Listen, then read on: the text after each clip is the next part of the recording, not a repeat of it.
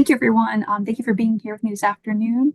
I'm going to share my screen and get started. Okay. So again, we're going to be covering just the basics about Zotero. And this is kind of geared towards introductory users, someone that is not super familiar with using this software. And we have a big agenda for just 30 minutes, so hopefully we can fit everything in here. But again, if you have any questions along the way, by all means, feel free to raise your hand or put a question in the chat. I want to make this meaningful, so if there's anyone that wants to have a desperate question that needs to be answered, it's all right. So again, I'm just going to go over the basics of what Zotero is and the installation steps, which are pretty important if you don't already have the software installed. And then I'm going to shift to a live demonstration of how to get material into your library. And then once you have some information in your library, we're going to show you how to organize it and make it more meaningful depending on what workflows work for you. And then finally, we'll get into the magic of Zotero, which is how to generate the bibliography out of the resources that you're collecting. And I'll also show you about the word add-in, which I definitely recommend installing to make sure that you're using Zotero to its full potential. And then hopefully I'll have a few minutes to just show you the group collaboration feature where you can make a group folder to share with people when you're working on a group project. So just the super basics here for someone that may not be familiar at all with what we're talking about. What is Zotero? Basically, you may have heard of things like EndNote or RefWorks, Mendeley. These are all software that we use to help us with citation management. And you can kind of think of this as just a tool where you're building out your own personal library of information and resources. And it can be anything from articles, web pages, videos, and more. And once you have this personal library of sources, you can integrate it with word processing tools like Word to help you format a reference list or bibliography in the style of your choice. So I tend to use APA 7th edition, but obviously there's many different styles out there that you can work with to make your reference list when you're working on a project.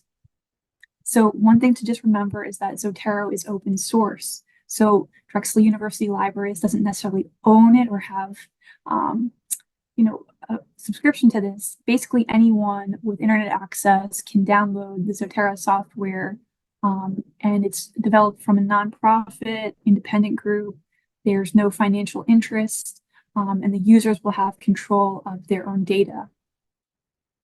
And just to be clear, because there's two different versions here of Zotero, we're going to be talking about the software version, which is best for when you're doing a more comprehensive project or you want to retain the citations and information that you're finding. So if you're doing a thesis or dissertation, this software version also has the ability to include and annotate PDFs and make notes. So this is really wonderful and relatively new feature with the annotation of the PDFs, as I'll show you later. And of course, like I mentioned, there's the collaborative piece to this. So if you're working on a group project, you can share your library with people, which makes it pretty seamless. But again, you have to just download the software and create the account with this version that I'll show you today. The flip of that is Zotero Bib, which is a standalone website. And I tend to recommend it more towards, undergraduate audience or someone that might be doing a paper where they're not having a ton of sources that they need to cite. So it's basically just for quick one-offs. Again, it's no software download for this version. It's just that website, zoterobib.org. And you don't necessarily need an account for that as well, but you can email yourself the content that you develop on that website. So again, if you haven't downloaded it yet, I'm just going to walk you through the steps because sometimes there's a step or two that people tend to miss that's important when getting started. So simply, you're just going to the Zotero website, which is just zotero.org, and you're going to see that big red button to download the software. And if you're on Windows like I was when I did the screenshot, you download it and double click on the file to get it opened. It's also obviously available for Mac users as well. And this piece is important, the browser connector. So depending on your browser of choice, I actually have it downloaded for both Firefox and Chrome.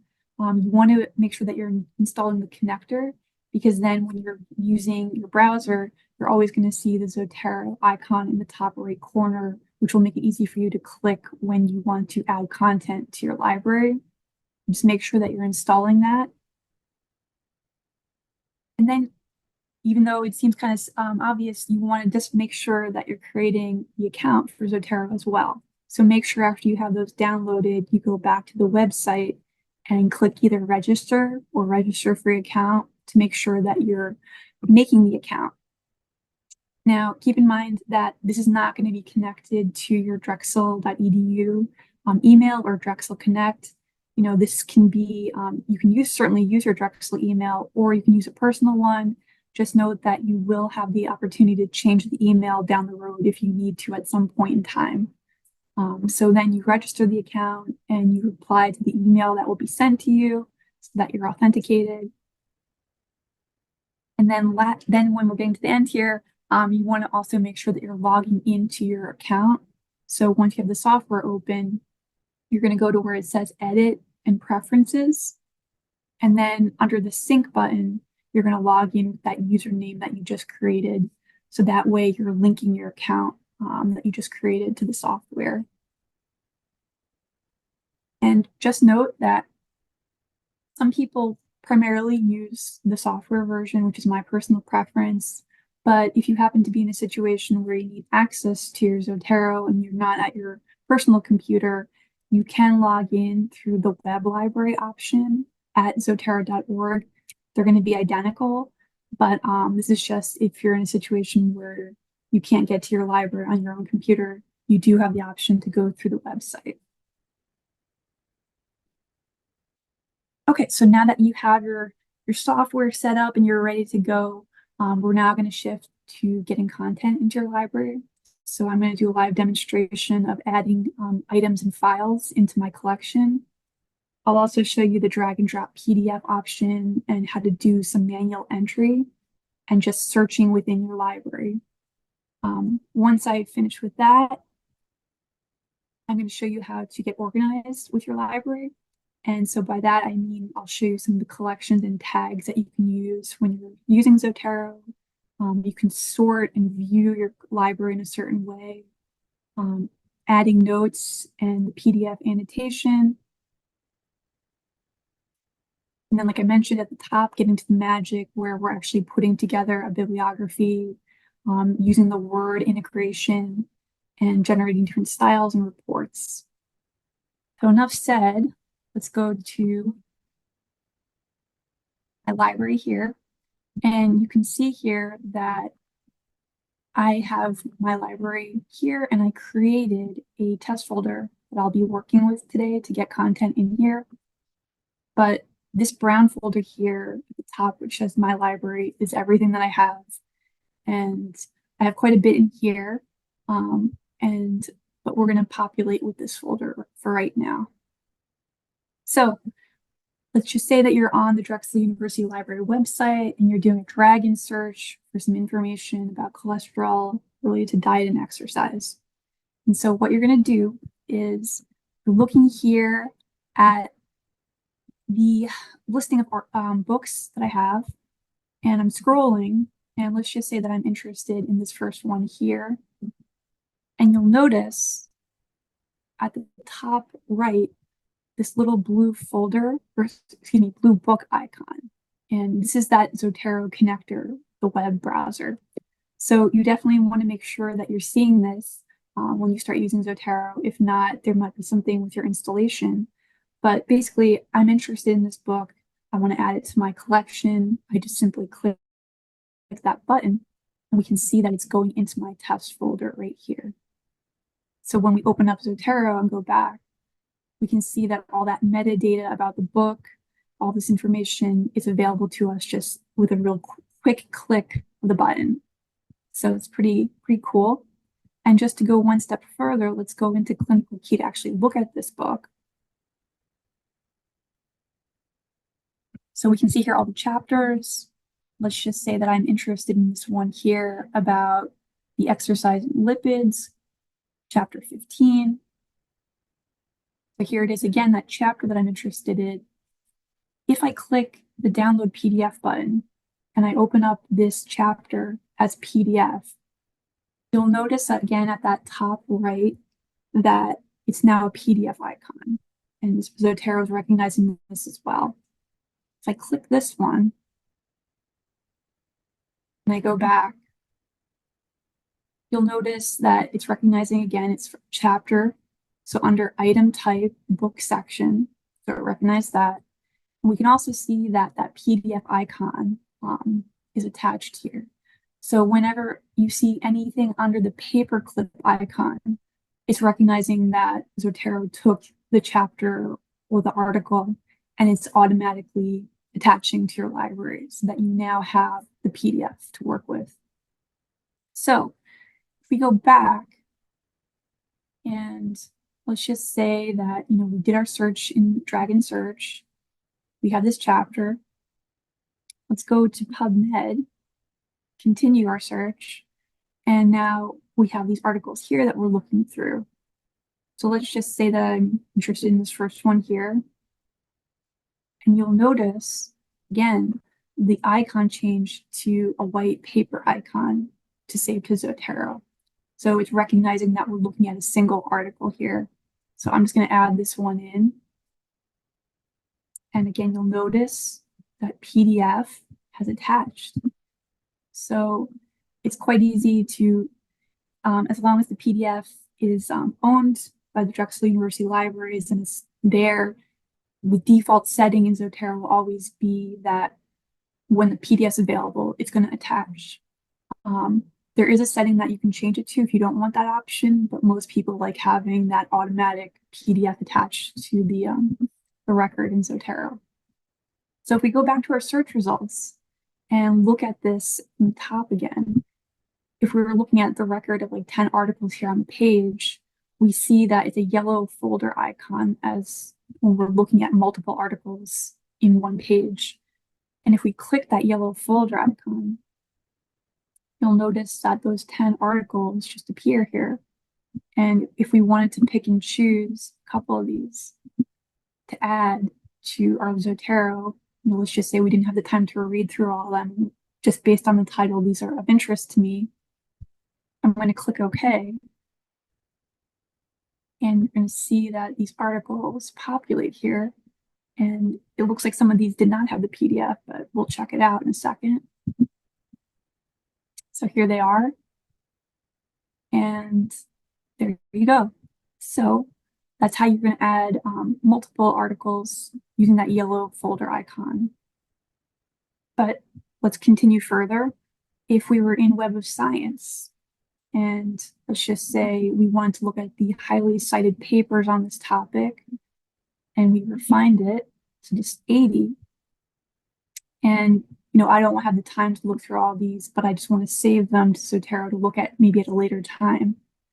When you have bulk files or a lot of articles that you want to look at, instead of having to click through individual ones like I just showed you, most of these platforms and databases have a function where you can actually export the records to a citation management tool. So here I look at export, and the file type that tends to work best with Zotero is called RIS. So you're always going to look for that format when you're sending content over. And you can see here that I have the option to do all the records on the page. Maybe I only want to do the first 15. And I'm interested in the full record for my export. So I'm going to click that. And I'm going to open up this file. And hopefully you can see on the screen there, it's saying import file. Do you want to import? And you have the option to either make it a new collection, but I'm wanting to send it to this test folder. So I'm going to click OK. And all of those articles that were the first 15 have been just populated over. And you can see in the cases where the PDF attaches to it automatically. So obviously this is a real big time saver. when you're dealing with bulk files. And of course, when you're sending content over to Zotero, it's not just limited to articles, any sort of type of online source, such as YouTube videos. You can see here the icon changes to a little, I don't know, like a webcam icon. And it's going to save it over. And one of the things that you'll note is that, if I read here, you can kind of modify this here. So for example, here it's the what is cholesterol. When we're looking at it, if it wasn't a video recording, you can have the functionality here from just clicking on it to pick, if it wasn't the right type. So one thing that tends to happen is when you're looking at a website, the default will come up as a website, but you can change it to something if it's not appropriate. So like, for example, a newspaper article or anything like that. All right, so those are just the web functions. If you have, for example, a PDF on your desktop or someone's emailing you articles, you can literally drag and drop the article in to Zotero. So that one I just put in, I think, should be here. Let's see. Oh, so it just drags and drops the PDF. Let's just say, for example, that someone gave you a DOI of an article and you don't want to go looking for it, but you just want to add it into your Zotero. Up here under the top where it says new item, that would be when you do a manual entry of a record. But what I'm interested in here is that magic wand with the plus sign. And put the DOI in there and search for it. And you can see that article just populated for us. So truly, like, it's pretty amazing. It's a huge time saver. And I highly recommend getting on board with this if you're dealing with a lot of articles that you're trying to organize. So now that we have some content in here, we can play around now with kind of making this work for us a little bit better. So for example, once your library starts to get pretty populated, it might be a little bit challenging to find the content. So if you had a specific word that you were interested in that you were trying to find, so in this case, I see the word vegan, you can limit to all your articles that have that specific word in it. Another way to kind of make this more meaningful is that you can see here, I'm only looking by title, creator, and date. Let's just say, for example, if I right click on title, let's say that maybe I want to add the date added. So when I put it in my library, we can now see that in my view. And maybe I want to have that at the top here instead of title. Clicking on it will sort alphabetically or by the date or time. So, whatever works best for you. And then one important thing here is that oftentimes when you're taking records from a catalog or a database, it's as good as the information that you found. So in other words, you might find that some of these titles may not be appropriately written in terms of the style that you're using. So for example, for those of us that are familiar with the APA 7th edition, we know that if we're looking at this title here, it's all capitalized with the first letter of the word. So we want to make this not, and we right click on it, and we can change this actually to sentence case just in a click by doing a right click. And then of course I would correct this and capitalize F for food because it follows a colon. So just remember that if you're using Zotero, you certainly want to make those edits in here before you build out your reference list or your bibliography. We also see here the notes feature. So if you want to add a note to yourself about the article, and just a reminder, something that you can come back to, you'll now see that this particular article has a little sticky note attached to it. So that can be helpful when you're looking at a lot of different articles. Again, there's tags. So these are automatically populated from the record, but you can add your own. So lots of ways to keep organized here. But perhaps most coveted feature, I would say, and again, like I said, sort of a recent update is the full text PDF annotation function. So to get into that PDF, you just double click on it and we can see that article. And we now have the functionality where we can actually highlight sections of the text that we want to work with. So you just highlight text there as you're reading through it. Again, in here, you have that sticky note option where you can here's a note. And another feature here is the select area function. So say, for example, that this article has hopefully a chart or a graph that you want to look at or a picture. You can kind of highlight it here so that you can come back to it later. And once you're done with all of your annotations, you'll notice that there's a little notebook icon here that you click into and a little plus sign under it. When you click that, what you can do is add item note from annotations. So all of those changes that I made to this PDF, it will be here with the highlight and the page number, that picture that I highlighted. So again, this is a really awesome way to kind of keep organized, and any quotes that you might want to use for a paper that you're working on, it's all in here for you to work with. So that is the basics of the PDF annotation. And so hopefully I have enough time to show you the section where we get into the word add-in. So I'm going to go back to my library here. And if it's the first time that you're going to use the word add-in, you want to go to where it says Edit Preferences.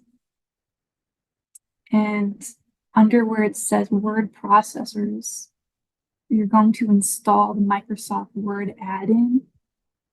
And the reason why we do that is because when you open up a blank Word document, you're going to see in the ribbon up here this Zotero feature. And so I'm going to demonstrate hopefully quickly magic of this. So what you can do now is when you're typing your paper up and you want to do a citation for one of these articles. So let's do ing. So let's just say that you're typing up an important information here. And then you're going to click Add Edit Citation. And hopefully you see that red box appear where you can actually search now your Zotero collection. And you can see that it's thinking and trying to find. And it's searching my library. And I'm going to select this first one here. And then it's doing the citation for me. If I'm continuing with this paper and I want to just put in bibliography section as I'm going along, I can click that, add edit bibliography, and it will populate it there for me. So really cool feature, big time saver. And just to show you that note feature that I did in just now for us with those annotations that I made, you can also include that, you know, in here if you wanted to do that as well. And that includes that picture. So a lot of really great updates that they've made. But just on top of that, the classic feature of using Zotero, if you want to just generate a bibliography out of everything that I have here in this particular collection, you could simply just do a right click on the folder and say create bibliography from collection. Just keep in mind, I didn't edit these. I'm just showing you what it would look like. So you would select your style, you'd say okay. And then I'm just going to put that on the desktop.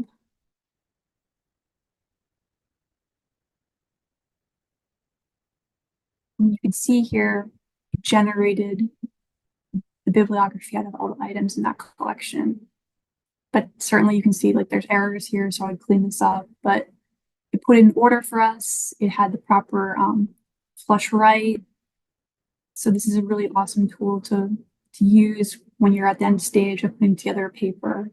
The last thing I'll try to show you quickly here You can obviously pick and choose what you want to cite. So if you didn't want all of that, you can just go through and then select those and create a bibliography from that.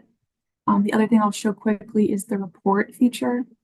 So say, for example, you're working with someone on a project and you want to share some articles that you've found, but you just want to send, the basics. So just like the abstract and information, you could do a generate report from items. And hopefully you can see here this listing of these articles that we found with kind of just the basic information. So you could email this and share this with someone as a kind of a quick way to send the abstracts. So lots of cool features here. And I know we're getting short for time, so just very quickly, the group functionality, group folder. You can see underneath my library, I have a group library section. And these are all collaborative projects that I've worked on. And the difference with your personal library and the group library is that the group libraries you're going to be creating online in your online Zotero account. And so you would name the folder, add in the emails of the people that you want to work with, and then you would start to see the folders here for all the different projects that you've worked on. And just keep in mind that this is in fact separate from your personal library. So that's the difference kind of between the two. It's a very basic overview of those two differences, but we're getting close to the end of time here. So I do want to leave it open for questions if anyone has anything to ask or state. I know I covered a lot in a short amount of time. Again, these are just the basics. So if you're new to Zotero, I would say that these are kind of the essential functions, but you're obviously more than welcome to ask any of the librarians or myself questions on using Zotero. But does anyone have any questions right now before we close?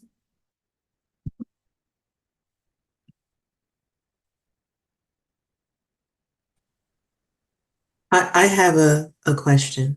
I'm Yes. sorry, it took me a while to unmute. This was really great, and I wish I wish I didn't struggle with EndNote and having Zotero on it because I see some great features like that whole thing of switching from title case to sentence case. It's like, oh my gosh, I would love that. I would love that. But does this work with Google Docs too, or just Word? If I've also used it in Google Docs, so yes, you can use Zotero in there. Okay, So it does have that functionality. great. Thank you. Sarah, Yes. yeah, great presentation. Thank you. If someone has been using one of the other citation managers like EndNote, I won't speak to Mendeley because Mendeley is its own issues. Yeah. Is it feasible to transfer your citation libraries Yeah, from actually, EndNote into Zotero? yeah, there is a functionality. Zotero has a very robust knowledge base where they actually have step-by-step instructions on how to do it. But that said, sometimes when it's written out, it works a lot easier than in real life. But I'm going to put in the chat the link to actually the steps on how to do it.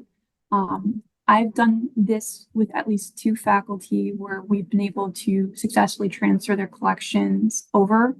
But one of the caveats is that sometimes the citation styles may not come over cleanly. So there was someone that I worked with that was in the biology department, and they had a very unique style that they worked with where unfortunately it wasn't able to mesh over like nicely. But that said, the capability is certainly there for EndNote, RefWorks, Mendeley, but you would certainly want to retain the backup collection, I would say, just you'll have both, but it is possible, yes. Okay, thank you. Yes. Janice. Yes, so I did have a question about I don't know about the capabilities of using both this version of Zotero on a PC where you have EndNote. Were you strictly demonstrating the web version, or was there any of the desktop version that you were demonstrating? So I I came was in a little using, late. yeah, I was using the software version, and I think when I was in PubMed, you could actually see the purple EndNote that was appearing as an overlay to Right. PubMed. So they were Right. both there at the same time. Okay. Of course, I didn't have EndNote open while I was doing Zotero, but I think that it is possible, fingers crossed, to kind of use both at the same time. Okay, so even if I downloaded the software version as opposed to just using that web version, they may play together. I mean, like I said, I have EndNote and Zotero, the software, and I currently don't have any issues using them, but I'm Okay. not obviously using them at the same time. So it's like I'll have Zotero opened or I'll have EndNote open. But in some cases, like you saw in the PubMed interface, there is that purple overlay of the EndNote recognizing and picking up that website, even while I was working only with Zotero. Okay. All right. Thank you. I will try. Thank you so much again, Sarah. I'm not seeing any other questions in chat. So one last opportunity, if anybody has any questions or comments, please do raise them now. And otherwise, I will bid you all a fond farewell. Thank you so much again for coming out. And like I said at the beginning, this will be recorded and we'll have it up on our YouTube later this week. I'll send that link out. Also send this link that Sarah shared in the chat out. And please feel free to reach out to us with any follow-up questions or comments. You know where to find us. Thank Thanks, you, everybody. Thank you, Rachel. everyone. Thank you, Sarah.